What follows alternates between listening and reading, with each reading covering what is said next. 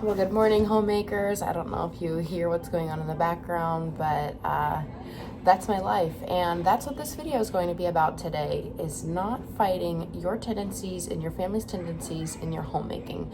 And this is something that I've been learning. I think this is one of the more recent things I've been learning, and it's really helped a lot, not just with homemaking, as I get through things without feeling totally stressed out, like, oh, that the house isn't clean, by lunchtime again after it already gets messed up, or if I was spending time with my husband in the evening and I didn't fully clean up by the morning. It's helped me to just accept things and keep things going without beating myself up, because things keep going. I have to wash the dishes to be able to use them. It does happen. I have to clean the laundry to be able to keep using my clothes. I do get everything done, but sometimes it doesn't look perfect all the time. It's the same thing is true when you're seeing these channels. But we don't want to beat ourselves up here, feeling down and out about ourselves. It's very unmotivating for getting anything done. I'm Josephine. This is my channel, The Versatile Housewife, and today is Mindset Monday. I need to go get my coffee started, though. See, that's another thing. It's like half the time I'm already getting started before I even have coffee. And I don't like that, but that's the season of life I'm in. Speaking of coffee, I got this K-cup holder. I love it. Oh, it's not perfect. Not perfect.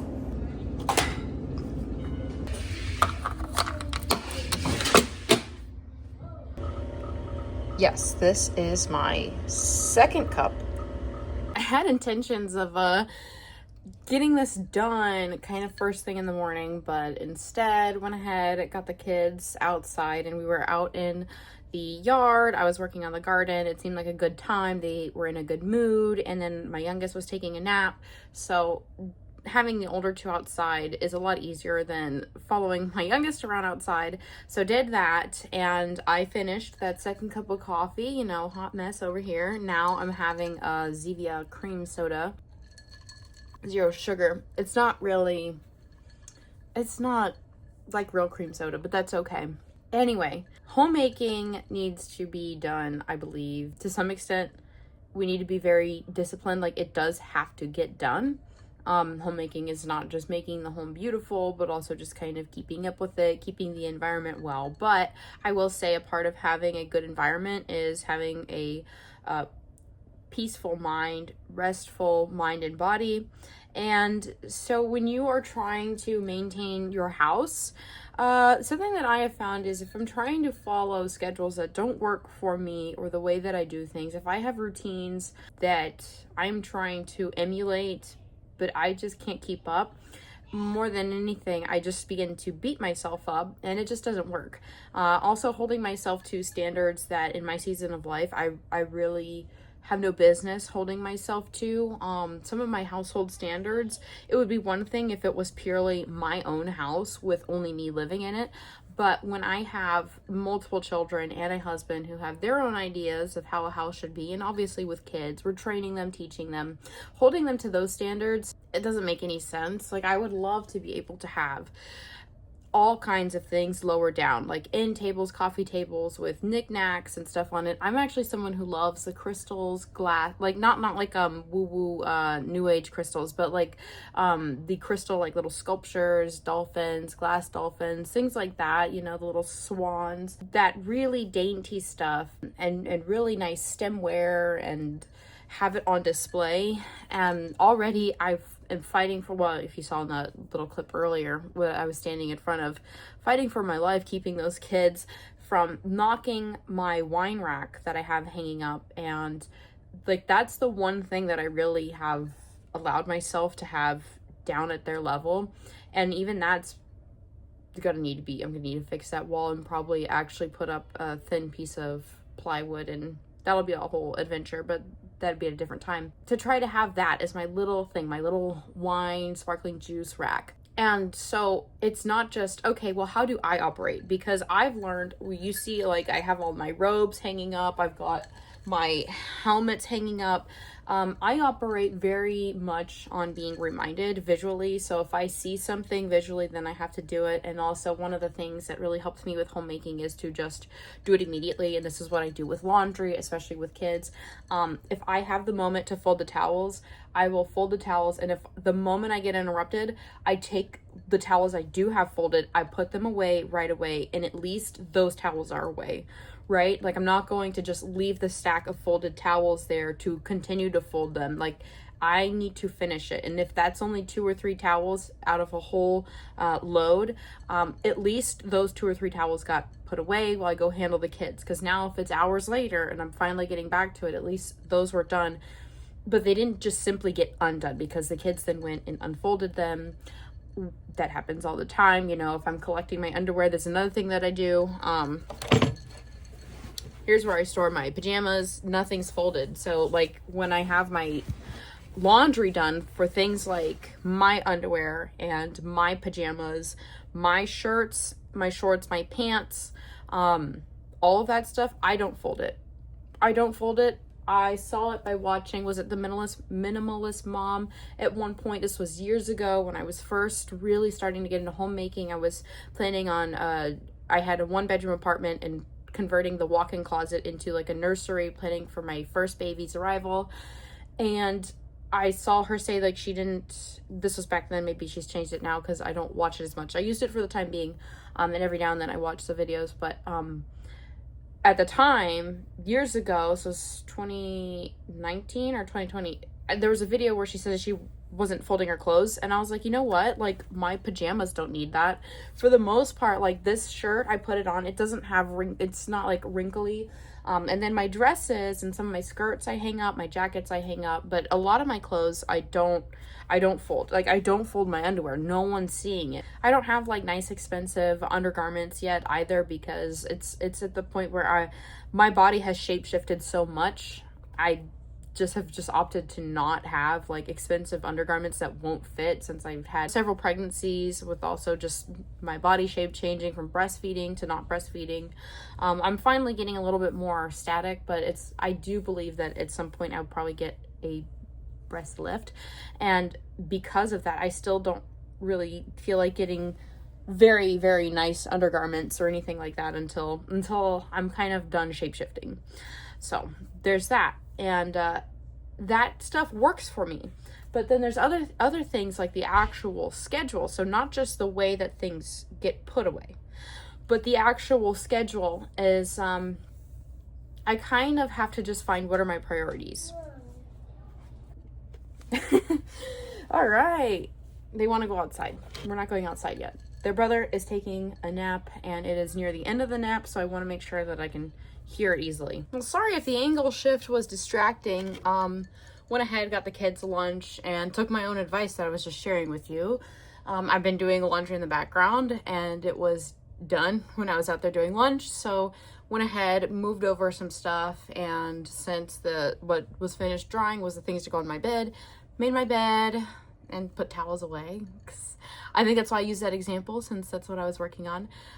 But yeah, I think kind of treating your schedule a little bit more like triage, as opposed to really having to stick with a very just stringent type of schedule.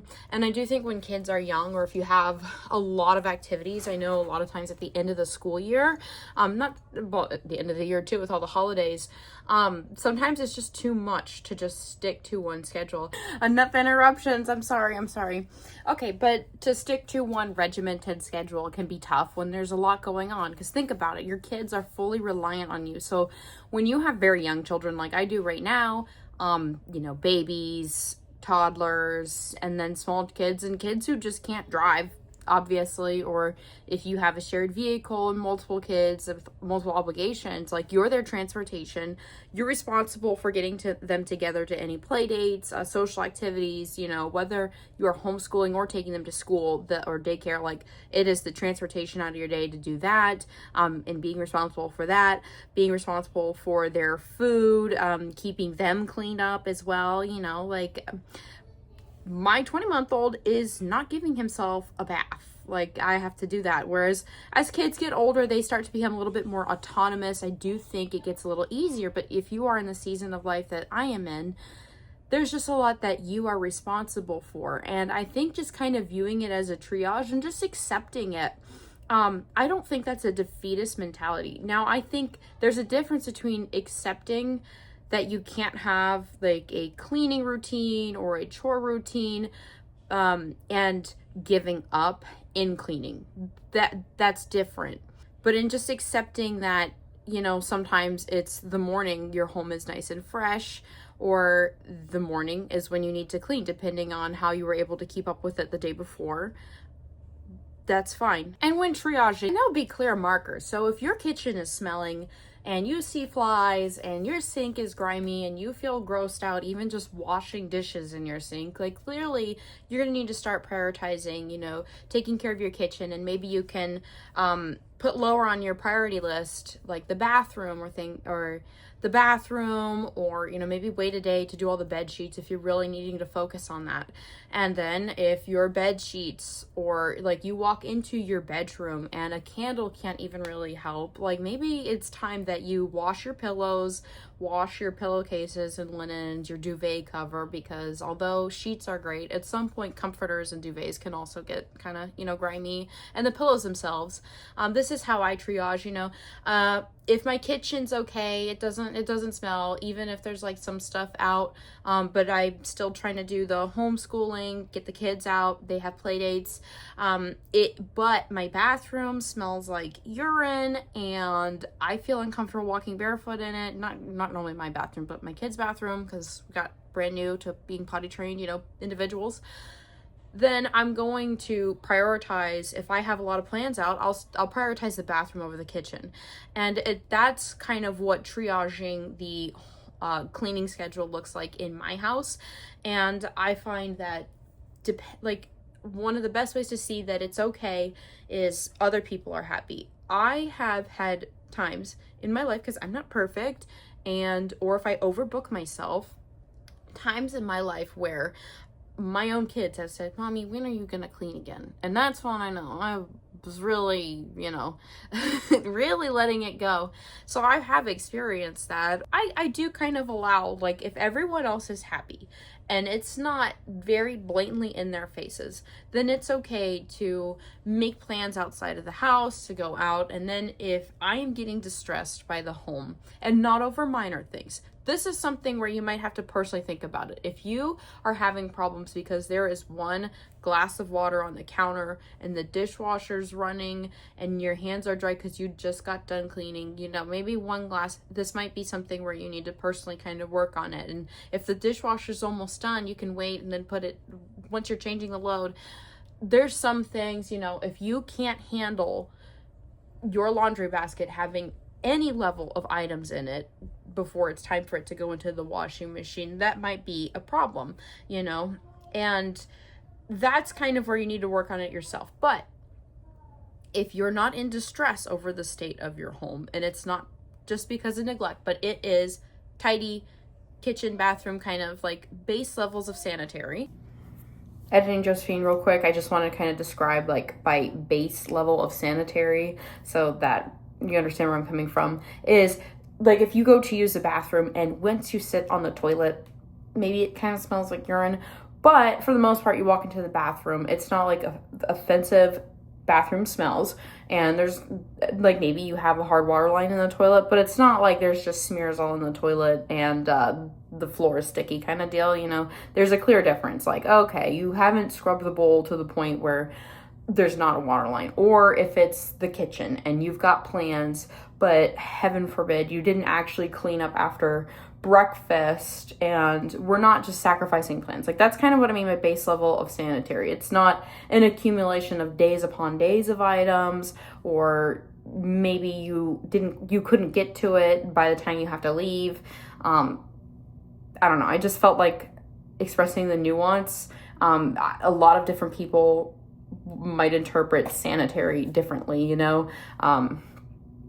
And then later I go on to talk about being distressed. And when I refer to distressed, I kind of mean it's a thing where the moment you open the door, it is overwhelming. I'm not talking about a few toys on the ground. I'm talking about kids dumping toy boxes, kind of levels of the difference. So that's also, if you haven't swept in 2 or 3 weeks, like the way that the floor is going to look and feel to your feet is going to be distressing versus if you just didn't sweep like for a day or two. It might still be getting grimy, but it's not to the point where it's overwhelming, if that makes sense.